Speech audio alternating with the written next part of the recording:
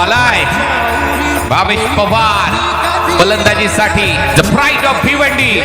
खेळण्यासाठी सज्ज होईल भावेश पवार धावसंख्या आहे 65 धावा महागणपती चिरणे